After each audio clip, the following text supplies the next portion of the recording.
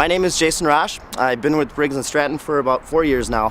When I was little, I was building go-karts and tuning up cars and building hot rods, and then as I got older, I became an automotive technician. After college, I started working at Ford Motor Company, and the last 4 years I've been here at Briggs, and definitely had a lot of fun doing it.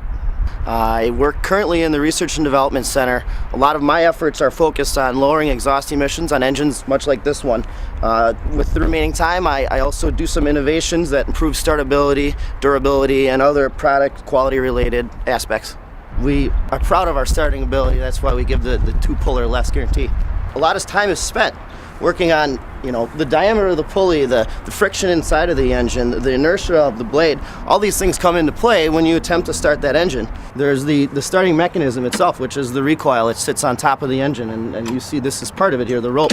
All these things need to work together in unison when you pull that rope. The air-fuel charge going into the engine needs to be prepared correctly. A warm engine wants a different amount of fuel than a cold engine wants, and that needs to all be figured into the design of the engine.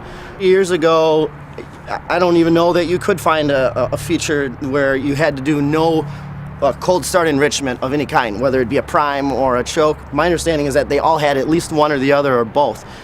In the last decade, we've been able to eliminate that, which takes several steps out of the act of starting the engine itself. We have a usability lab and group within the company that will prototype different designs like this one, and then we'll bring customers in and we'll have them vote on what feels most comfortable to them. The idea is, good ergonomics, good aesthetics. You want to be able to grab onto it, and it's got to feel good to you. Well, in engineering, we talk two different kinds of pulls. There's, and I don't know if this is politically correct, the grandma pull and then the He-Man pull, and we try and make it so it just takes a grandma pull.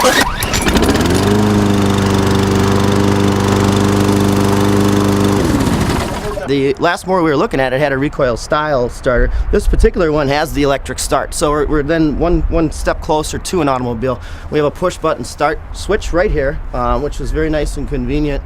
And really, we're kind of proud of this mower because it kind of speaks to the 21st century. It's got some new styling features and everything else. It's very easy starting. No pulling the rope, no priming, no choking, none of that.